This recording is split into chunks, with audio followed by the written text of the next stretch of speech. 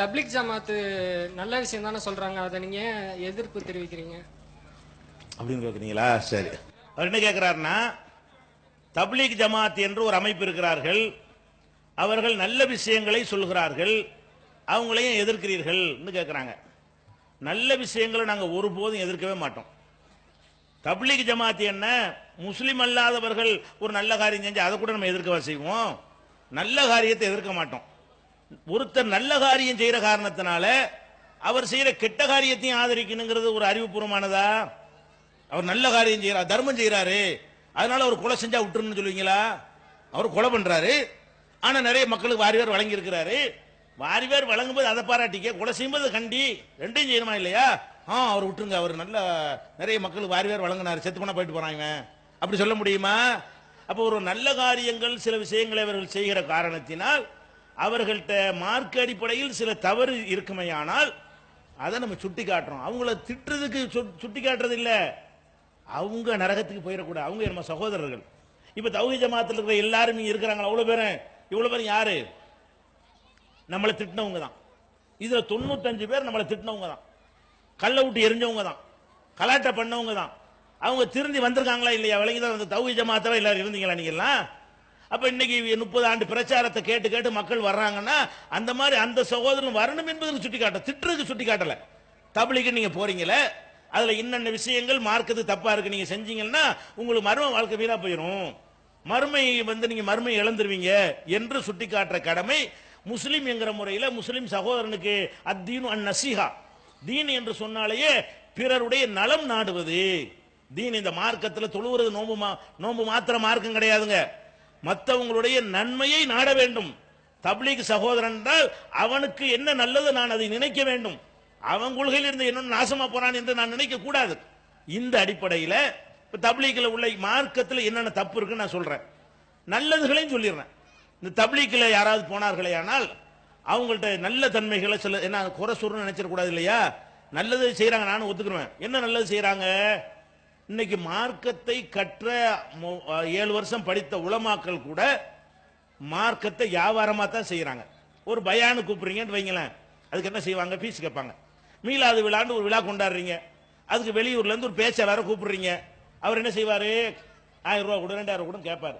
தௌஹீத் ஜமாத்துல அது இல்லை. நான் வந்திருக்கேன்னா எனக்கு ஃபீஸ்லாம் கிடையாது. தௌஹீத் ஜமாத்துல எந்த பேச்சாளர் வந்தாலும் அவருக்கு ஃபீஸ்லாம் நாங்கள் வாங்கக்கூடாது, வாங்கினா ஜமாத்தில் வச்சுக்கிறவே மாட்டோம், நீங்க கொடுக்கவும் மாட்டீங்க, நாங்கள் வாங்கவும் மாட்டோம். தௌஹீத் ஜமாத்தை விட்டுருங்க. தௌஹீத் ஜமாத் அல்லாத மற்றவங்க எல்லாம் மார்க்க பிரச்சாரம் பண்ணுவதற்கு காசு கேட்கறாங்களா இல்லையா? கேட்கறாங்க. ஆனா தப்லீக்காரங்க என்ன செய்யறாங்கன்னு கேட்டா, நல்ல விஷயம் நான் பார்த்து அவங்கள ரசிச்சு நான் பாராட்டுற விஷயமா இதை எடுத்துக்கொள்ளலாம். என்ன எடுக்கலாம்? சொந்த காசை போட்டுக்கிட்டு அவன் பயணத்துக்கு, அவன் பஸ் டிக்கெட் அவன் காசு, சாப்பாட்டுக்குரிய செலவு அவன் செலவு, அவன் தொழிலை போட்டு அவன் வியாபாரத்தை போட்டு அவன் சொந்த காசை போட்டுட்டு ஊர் ஊரா போறான், சம்பாதிக்கிறவன் போகல, ஏதோ மார்க்க வேலை நினைச்சுக்கிட்டு போறான். அப்ப இந்த பொருளாதாரத்தை, தங்களுடைய பொருளாதாரத்தை தியாகம் செய்கிறார்கள் இல்லையா? இது அவங்கள்ட்ட நம்ம கத்துக்கொள்ளணும், நல்ல தன்மை. இப்ப நம்ம இந்த மீட்டிங்க்கு வர்றீங்க, உங்க காசை செலவழிச்சு நீங்க வந்தீங்கன்னா அது நல்ல தன்மை தானே? அந்த மாதிரி அவர்கள் என்ன செய்கிறார்கள்? மார்க்கத்தை அறிந்து கொள்வோம், தப்பான மார்க்கத்தை அறிகிறாங்க, அது ஒரு விஷயம். ஆனால் அவங்க பொருளாதாரத்தை என்ன செய்யறாங்க? செலவு பண்ணுகிறார்கள். இது மார்க்க அறிஞர்கள்ட்ட கூட நீங்க பார்க்க முடியாது, நல்ல விஷயம் செய்யறாங்க. அதே மாதிரி நல்ல பண்பாடுகள், அவங்கள்ட்ட போனீங்கன்னா என்ன செய்வாங்க? இப்போ நாங்கள்லாம் தப்லீக்ல நான் ஒரு 280 நாள் தொடர்ந்து போயிருக்கிறேன். ஒரு நாள் போல, இன்னைக்கு ஆரம்பிச்சு 7 சில்லாமாங்க, ஒரு சில்லாங்கிற 40 நாள், 280 நாள். இங்கேருந்து ஆரம்பிச்சு ஆந்திரா போய், மத்திய பிரதேசம் போய், உத்தரப்பிரதேசம் போய், டெல்லி மர்கஸ் போய், திருப்பி இந்தியா பூரா சுத்தி விட்டு, இந்தியாவில் பார்க்காத ஊரே இல்லை, தப்லீக்ல போய் தான் பார்த்தது. அப்ப 280 நாள் என்ன செஞ்சிருக்கேன்? 7 சில்லா கண்டினியூவா நான் போயிருக்கிறேன். அங்க நான் போய் பார்த்த வகையில அவங்க அந்த பெரிய கோடீஸ்வரனா இருப்பான், 10 பேர் போவாங்களா, சமையல் பண்ணுவாங்க. இன்னைக்கு நீங்க தான் சமையல்வாங்க, இவன் 100 பேருக்கு வேலை கொடுத்துருப்பான், அவன் சமைக்குவான். ஒரு பணக்காரன் தப்லீக்ல போறவன் அவன் காய்கறி நறுக்குவான், அன்னைக்கு அவன் பொறுப்புண்டு அவன் தட்டு கழுவுவான், அவன் அரிசியை களைஞ்சி அடுப்புல போடுவான், ஒரு நாளைக்கு ஒரு ஆள் சமைக்குவான் முறை வச்சு. அவன் பணக்காரன் காட்ட மாட்டேங்கிறான். அப்ப ஊர்ல ஒரு பெரிய பிரமுகரா அந்த மாதிரிலாம் இருக்கக்கூடியவன் அந்த ஜமாத்துல வரக்கூடிய நேரத்தில் இப்படி எல்லாம் அந்த பண்பாடுகளை பார்க்கிறோம். அதே மாதிரி அந்த இபாதத்துகள்ல ரொம்ப பேணுதலாக தஹஜ்ஜத் தொழுவதில் இருந்து தப்பானதை இபாதத்தை செய்யறான், அது ஒரு விஷயம். நல்ல இபாதத்துகளை என்ன செய்யறான்? அந்த துவாக்கள் திக்ர்களை பேணுற விஷயங்கள், அதுல பலவீனமானது நிறைய வச்சிருப்பான், அது வேறு விஷயம். இப்படி எல்லாம் சில விஷயங்களை பார்த்தீங்கன்னு சொன்னா கொஞ்சம் நல்ல விஷயங்கள்லாம் அவங்கள்ட்ட இருக்கிறது நம்ம பாராட்டலாம். அதே நேரத்தில் இந்த தப்லீக்குடைய கான்செப்ட் ஒட்டுமொத்தமா எடுத்து பார்த்தீங்கன்னா அது வந்து இஸ்லாத்துக்கு எதிரானது. என்ன இஸ்லாத்துக்கு எதிரானது? இஸ்லாம் என்பது வந்து ஒரு அனைத்தையும் சொல்லக்கூடிய ஒரு மார்க்கம். இஸ்லாம்ங்கிறது 2-3 விஷயத்தை சொல்வதற்காக வேண்டி ரசூலுல்லாஹ் வரல. வெறுமனே தொழுகையை மட்டும் சொல்லி இருந்தா எவனை அடிச்சே இருக்க மாட்டான், ஊரை விட்டு விரட்டியே இருக்க மாட்டான். தொழுவுன்னா தொழுதுட்டு போறான், அவனுக்கு என்ன பிரச்சனை? அதான் பஞ்சாயத்து. அப்ப எல்லா தப்புகளையும் ரசூலுல்லாஹ் கண்டிச்சதுனால தான் அடிச்சான், எல்லா நன்மைகளையும் ஏவுனதுனால தான் அடிச்சான். அப்ப இந்த தப்லீக்காரங்க என்ன பண்றாங்கன்னு கேட்டா 6 விஷயம் வச்சுக்கிட்டாங்க. இந்த 6 சொல்லுவாங்க. இந்த 6 தாண்டி வேற எந்த ஒரு விஷயத்தை பற்றியும் அவங்க பிரச்சாரம் செய்ய மாட்டார்கள். அப்படின்னா என்ன மாதிரியான ஒரு நிலை அவர்களுக்கு வந்து விடுகிறது என்று சொன்னால், இஸ்லாம்டா இவ்வளவுதான், தொழுவான், கரெக்டா தொழுதுருவான், களிமா சொல்லிக்கிறான் ஒண்ணு, அது எல்லாருக்கும் சொல்றதுதான். 2வது தொழுகை, அப்புறம் இல்மு திக்ரும்பான், இல்மு திக்ருன்னு சும்மா சொல்லிக்கிறான், அது ஒரு நடைமுறையில் வச்சுக்கிற மாட்டான். இக்ராமுல் முஸ்லிம்னு ஒன்று சொல்லுவான், முஸ்லிம்களை கண்ணியமா மரியாதையை நடத்தணும், அதை மட்டும் கரெக்டாக கடைப்பிடிப்பான். இஹ்லாஸ் நீயத்து சுத்தமா இருக்கணும் அப்படின்னு சொல்லுவான். அப்புறம் தஃப்ரீக் அவுகாத்து, நேரத்தை ஒதுக்கணும், தப்லீக்காக வேண்டி என்ன செய்யணும், மார்க்கத்துக்காக வேண்டி நேரத்தை இப்படி 6 திட்டம் வச்சிருக்கிறாங்க. இந்த 6 திட்டத்தை தொழுகை மட்டும் தான் இபாதத்தில் வருது, திக்ருன்னு சிலது சொல்றாங்க. பாக்கி எந்த ஒரு இபாதத்தை பற்றியும் அவங்க பேச மாட்டார்கள். ஜக்காத்தை கணக்கு போட்டு கொடுன்னு சொல்ல மாட்டார்கள். தப்லீக்கில் போய்விட்டு வரதட்சணை வாங்கிட்டு கல்யாணம் பண்ணுவார்கள், அது சொல்ல மாட்டார்கள். வரதட்சணை கல்யாணத்தில் போய் சாப்பிடுவார்கள், அதை புறக்கணிக்க மாட்டார்கள். ஏன்? நன்மை ஏவி தீமையை தடுக்கணும் ஒரு ஆயத்தை வாசிப்பாங்க, ஒரு தீமையும் தடுக்க மாட்டாங்க. சரி, எந்த அளவுக்குன்னு சொன்னா, இப்ப பள்ளிவாசல் இடிச்சு விட்டான்னு வைங்களேன், பாபர் மசூதி இடிச்சு விட்டான், நம்ம அரசாங்கத்தை தட்டி கேட்டு போராட்டம் பண்ணி எங்களுடைய பள்ளிவாசல் கேட்கணும். அதான் செய்ய முடியும். இந்த நாட்டில் நம்ம கவர்மெண்ட் நடத்துறோம், கவர்மெண்ட் நம்ம நடத்தல, அரசாங்கத்தில் போராட்டத்தின் மூலமாக நம்முடைய கோரிக்கைகளை வைக்க முடியும். தப்லீக்காரன் என்ன செய்வான்னு கேட்டா, பள்ளிவாசல் இடிச்சிட்டான், அப்ப துவா செய்யுங்க, எல்லாட்ட துவா செய்யறது மார்க்கத்தில் உண்டு. அப்ப எல்லாமே துவா தானா? வேற ஒன்றும் செய்யவே கூடாது. அப்ப துவா செய்யறதும் செய்யப்பா, துவாவும் செய்ய, துவான வேணாங்கள. இவனை வந்து ஏன் ரோட்ல இறங்கி கேட்கக்கூடிய உருவாக்கல, வீரியமிக்க ஒரு போதையில அப்படி ஒரு மாதிரியான ஒரு நிலையில ஆக்கி விட்டுறீங்களே, அவனை பார்த்தாலும் செய்யும் உலகத்திலேயே வேற உலகத்தில் இருக்கிற மாதிரி நடமா. கஞ்சா அடிச்சவனுக்கு ஒரு வகையான போதை, இவனுக்கு ஒரு டைப்பான ஒரு போதை. என்ன செய்வான்? உலகத்தில் எந்த நடந்தாலும் கண்டுக்கிற மாட்டான், அல்லா பாத்துக்கிறான், அல்லா பாத்துக்குருவான். எந்த அளவுக்கு அல்லா பாத்துக்குறான் ஆகி போச்சுன்னு சொன்னா, இவனுக்கு ஒரே ஒரு கடை தான் இருக்கும், அதை வச்சுதான் பொண்டாட்டி பிள்ளைகளுக்கு சோறே போடணும். இவனுக்கு இந்த தப்லீக்கு போதை ஊட்டுனாங்கன்னு வைங்க, கடையை பூட்டிட்டு போயிடுவான். என்னடா பொண்டாட்டி அல்லா பாத்துக்குருவான், எப்படி அல்லா பாத்துக்குறான்? இப்படியா மார்க்கத்தில் இருக்குது? அல்லா பாத்துக்குருவானா எப்படி? அல்லா இப்படி எங்க சொல்லி இருக்கிறானா? இஸ்லாத்தினுடைய நம்பிக்கை என்ன? ஒட்டகத்தை கட்டி போட்டுட்டு தவக்கல் வைக்கணும். ரசூலுல்லாஹ் சொல்றாங்க, ஒட்டகத்தை திறந்து அவுத்து விட்டுட்டு இது எங்கேயும் போகாம அல்லாஹ் காப்பாத்துன்னு சொல்லக்கூடாது. ஒட்டகத்தை பிடிக்கணும், கட்டணும், கட்டிட்டு இந்த கயிறு அறுந்து போகாம இருக்கிறதுக்கு அல்லாஹ் தவக்கல் வைக்கணும். யா அல்லாஹ், நான் செய்ய வேண்டிய கரெக்டா செஞ்சுட்டேன், நீ செய்யற வேலையை நீ பாத்துக்கன்னு சொல்லணும். கடையை பூட்டிட்டு யா அல்லாஹ் திருடு போக கூடாதுன்னு சொல்லணும். திறந்து போட்டுட்டு ராத்திரில 1 மணிக்கு சரக்கெல்லாம் வச்சுவிட்டு நகை கடை திறந்து வச்சுவிட்டு யா அல்லாஹ் நீ நான் காவல்னு சொல்லி போனீங்கன்னா இது அல்லாஹ் கேலி பண்றதா என்னங்க? அல்லாஹ் அப்படியே சொன்னா உனக்கு, நீ செய்யற வேலையை நீ செய்யி. அப்ப அல்லாஹ் பாத்துக்குறான்னு சொல்லி ஒரு சமுதாயத்தை அவங்க குடும்பத்தை எல்லாம் புறக்கணிக்கக்கூடியவர்களா மாத்திட்டாங்களா இல்லையா? இப்படி அல்லாஹ் பாத்துக்குறான்ங்கிற நம்பிக்கை இஸ்லாத்துல உண்டா? நம்ம மனிதன்கிற முறையில் செய்யற எல்லா வேலையும் நம்ம செய்யணும், அதுக்கு மேலையும் ஒரு சக்தி அல்லாஹ் வந்து நம்மளை காப்பாற்றணும். இப்படித்தான் இஸ்லாம் தவக்கல் என்பதை நமக்கு சொல்லி தருகிறது. அது அல்லாஹ், அதே ஒரு விஷயம் தெரியுமா, அல்லாஹ் பாத்துக்குருவான் இதுக்கெல்லாம் சொல்லக்கூடியவன் சோத்துக்கு மட்டும் அல்லாஹ் பார்க்க மாட்டான்னு நினைக்கிறான். நம்ம வெளியூருக்கு போறோமே, யாராவது சோத்து படை எடுத்துக்கிட்டு போறோமா? சமையல் பாத்திரம், ஸ்டவ், கத்தி, கப்படா எல்லாம் கொண்டு போறோமா? தப்லீக்கில் போனா மட்டும் என்ன செய்யறான்? சாப்பிடுற சட்டி, ஆனங்காய்ச்சற சட்டி, பரிமாறுற தட்டு, கத்திரிக்காய் இருக்கிற கத்தி எல்லாமே என்ன செய்வான்? தேங்காய் துருவி அனைத்தையும் ஒரு மூட்டை கட்டி கொண்டு போவான்.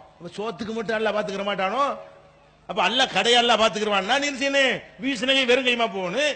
அப்ப சோத்துக்குள்ள அரிசில இருந்து பருப்புல இருந்து கத்திரிக்காய் அவ்வளவு கொண்டு போற, காசையும் கொண்டு போறேன்னு சொன்னா அப்ப ஏன் அல்லாஹ் பாத்துக்கிற முரண்படுற நீ? பொய்.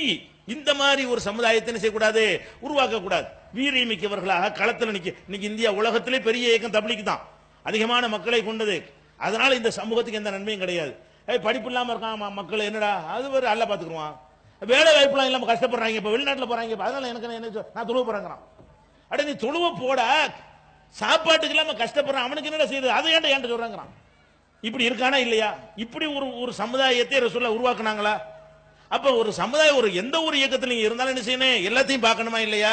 ஏழைபாளையில கவனிக்கணும், கஷ்டப்படுறவங்களை உதவி செய்யணும், சமூகத்துக்கு அநீதி இழைக்கப்பட்டால் தட்டி கேட்கணும், நியாயத்தை நிலைநாட்டுவதற்கு போராடணும். இந்த மாதிரி தானே ரசூலுல்லாஹ் ஒரு சமுதாயத்தை உருவாக்குனாங்க. இது மாதிரி ஒரு தன்மையை அந்த ஜமாத்தில் நீங்கள் பார்த்திருப்பீர்களா? எந்த அளவுக்குன்னா, இப்ப நம்ம அந்த பேசிக்கிட்டு இருக்கிறோம் இல்லையா, இந்த உளவுத்துறையில அங்கங்க நிற்பாங்க, உளவுத்துறையில வீடியோவும் எடுப்பாங்க, நோட்ஸும் எடுப்பாங்க, மத்திய அரசு வந்து எடுப்பாங்க, மாநில அரசாங்கம் எடுக்கும். ஒவ்வொரு பேச்சையும் எழுதி எழுதி செய்வாங்க. லால்பேட்டில் இந்த கூட்டத்தில் இன்னார் பேசுவோம், என்னது சொன்னார்னு எழுதி எழுதி செய்வாங்க. இப்போ நான் பேசி மெட்ராஸுக்கு போகிறதுக்கு நான் பேசின விஷயம் அங்கே போய் சேர்ந்துடும். நான் இப்போ ஏதாவது பேசினேன்னு சொன்னால், நான் பேசின விஷயம் பேப்பருக்காரனுக்கு போகிறதுக்கு முன்னாடி எங்கே போயிடும், உளவுத்துறைக்கு போய் கவர்மெண்ட் டெல்லிக்கும் போயிடும், மெட்ராஸுக்கும் போயிடும்.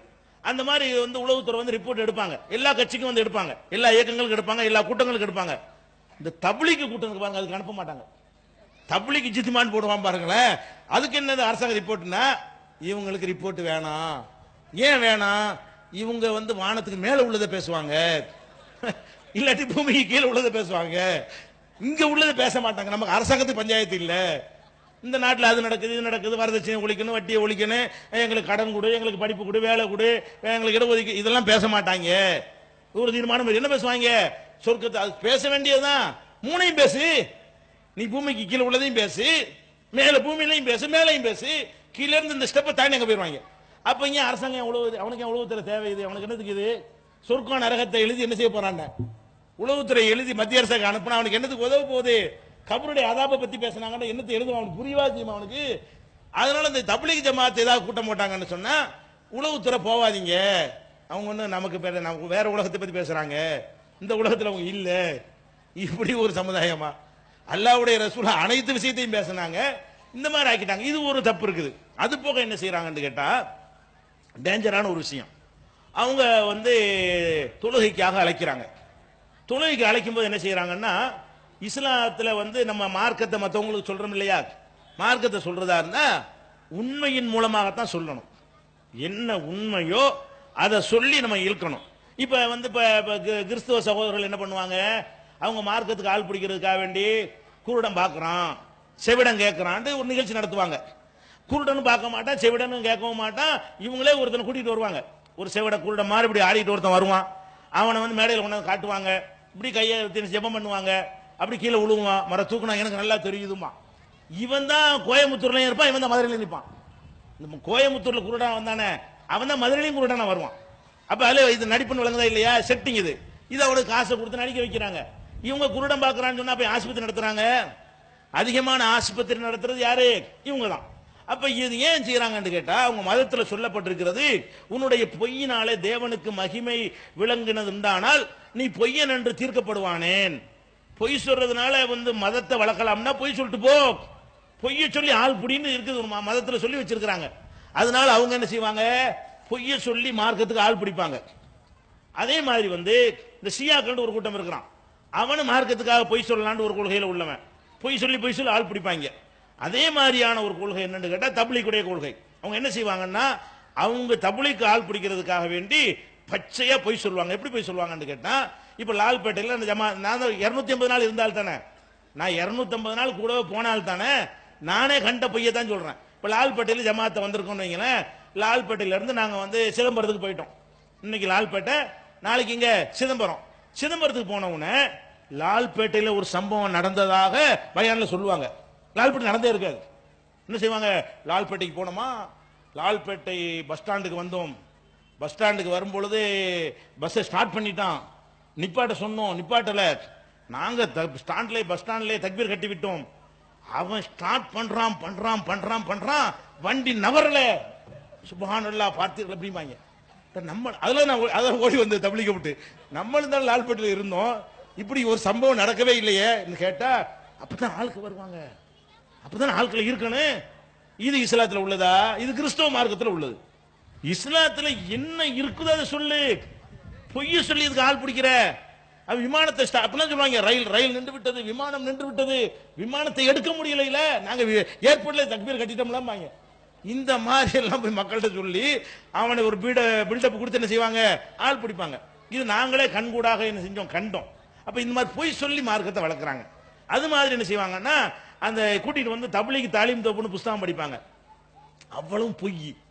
தாலீம் தொகுப்புன்னு புஸ்தகம் படிக்கிறாங்களே அவ்வளவும் கட்டுக்கதை, அவ்வளவும் பொய், அவ்வளவும் சிற்களை கொண்டே தள்ளக்கூடியது.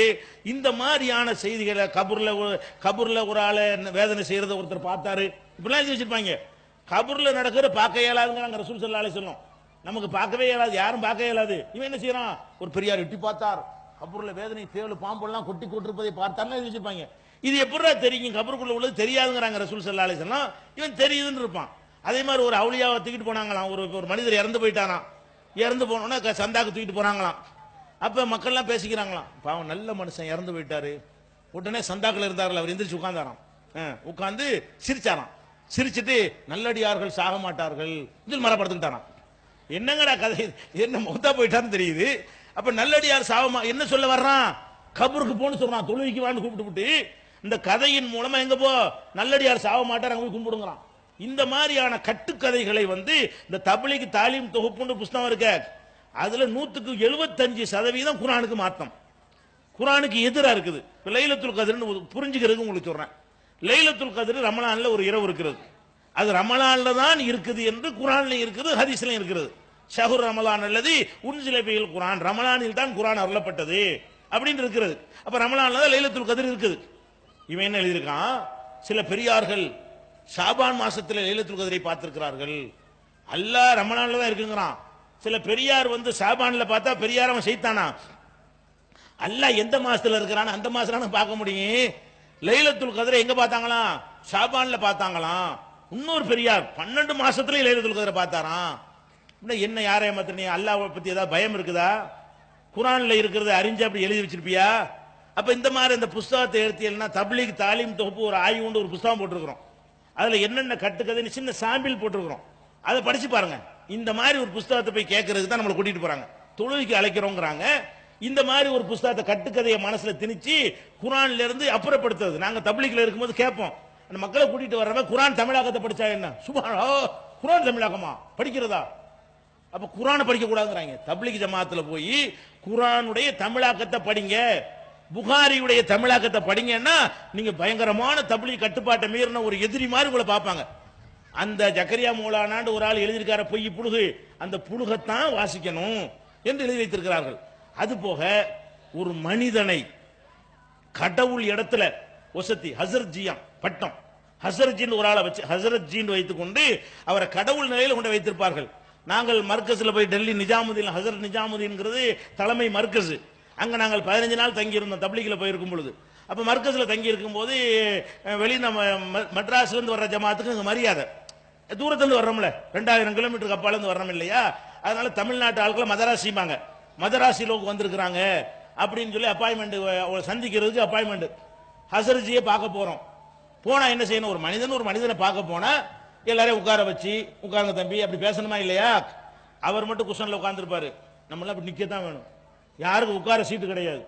இது அந்த ராஜாக்கள் முன்னாடி அந்த அடிமைகள்லாம் நிப்பாங்களே, இப்படி இஸ்லாம்ல இருக்கா, ரசூல் ஸல்லல்லாஹு அலைஹி வஸல்லம் இப்படி தான் இருந்தாங்களா. ஒரு சபையில உட்கார்ந்தாங்கன்னா ரசூல்லா யாருன்னு தெரியாது, ஒரு சபையில ரசூல் ஸல்லல்லாஹு அலைஹி வஸல்லம் உட்கார்ந்து இருப்பாங்க, வெளியூர் ஆள் வந்தாருன்னு சொன்னா ஐயுக்கும் முகமது, யாரு முகமதுனா யாரு, முகமதுங்கிறாங்களா உங்கள யாருன்னு கேட்பாரு. ஏன், மக்கள் மாதிரி ட்ரெஸ், மக்கள் மாதிரி கோலம், மக்களோட மக்களா கலந்திருக்கிறது, இதெல்லாம் பார்க்கும் பொழுது அவங்க தான் ரசூல் ஸல்லல்லாஹு அலைஹி வஸல்லம் ஒரு கிரீடமோ ஒரு தனி ட்ரெஸ்ஸோ தனியான ஒரு தலப்பாகையோ தனி ஒரு அடையாளமோ ரசூலுல்லாஹ்வுக்கு இல்ல. இங்க போனா நாங்களாம் நிக்கணும், கை கட்டி தான் நிக்கணும். அப்ப நின்றோம் சரின்னு நினைச்சுக்கிட்டு அவர் முன்னாடி ஒரு சில அறிவுரை சொல்வாரு, அவர் மட்டும் உட்கார்ந்துருப்பா, நாங்களாம் நிற்போம், ஆகா ரொம்ப டேஞ்சரா இருக்கு. அந்த மர்கஸ்ல நாங்க பார்த்தோம், இக்காமத் சொல்லிடுவாங்க தொழுகைக்கு, இக்காமத் சொன்னோன்னு என்ன செய்யணும், மார்க்கத்துல முந்தி வந்தவங்க முன்னாடி நிக்கணும், பிந்தி வந்தவங்க பின்னாடி நிக்கணும். காமத் சொன்னோன்னு இவர் இறங்குவாரு, ஹசரஜ் கத்திட்டு தள்ளுவாங்க, அம்புட்டு பேரும் தள்ளி விட்டு முதல் சப்புல விடுவாங்க. நீ முதல் சப்புக்கு வர ஆசைப்பட்டீங்கன்னா நீ முதல்ல வரணுமா இல்லையா. இஸ்லாத்தில் இப்படி உண்டா, ஒரு ஆள் வந்து முக்கியமான ஆள் என்பதற்காக லேட்டா வந்தாலும் முன்னாடி கொண்டு விடலாமா. முதல் வரிசையில் நிக்க ஆசைப்பட்டா எல்லாத்துக்கும் முன்னாடி அவர் வந்து நிக்கணும். இவரு காம சொல்ல முடிஞ்சு ஒருத்தமை முதல் வருஷத்துக்கு ஆசையா போய் சவாபடையிருக்கா நிப்பான்னு சொன்னா அவனை பிடிச்சி பின்னாடி தூட்டி வர கொண்டு நிப்பாட்டுற என்ன முறை இது. இஜ்திமா நடத்துவாங்க, ஹசரஜி துவாவுக்கு வாங்கன்னு கூப்பிடுவாங்க. அவர் என்ன துவா, அல்லாவா அவர் துவா ஏத்துக்கப்படும். துவா ஒரு மனுஷனுடைய துவாவை கொண்டு கூப்பிடலாமா? ஹசரத்னா ஒரு மனிதன், நீனா அதுக்கு தலைவன் ஆக்கியிருக்கிற. அவர் அவரை விட நல்லவன் மக்கள்ல இருப்பான். அவர் துவாவை ஏத்துக்குவாங்கிறதுக்கு என்ன கேரண்டி இருக்கிறது? அப்ப ஹசரத் துவாவுக்கு வாங்கன்னு சொல்லி பில்டப் கொடுத்து இஜ்திமாவுக்கு பயானுக்கு போவாதவன்லாம் எதுக்கு போவான்? துவாவுக்கு போவான். 4 மணிக்கு துவாவுக்கு வாங்க, துவாவுக்கு வாங்க. அப்ப என்ன அர்த்தம்?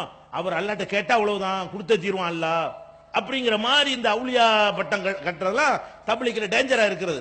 அப்ப இந்த மாதிரி சில தவறுகளை காட்டி இதெல்லாம் வேணாம் நமக்கு. நீங்க தொழுகைக்கு அழைக்கிறீங்களா, நல்ல காரியம், வாங்க நம்ம 2 பேரும் சேர்ந்து செய்வோம். அடக்கம் பணிவு வேணுமா, வாங்க எல்லாரும் உங்கள்கிட்ட நாங்க கத்துக்கிறோம் நல்ல விஷயங்களை அப்படிங்கிற மாதிரி தப்லீக்காரங்க வந்தா அது அவங்களுக்கு நல்லது, நமக்கு நல்லது.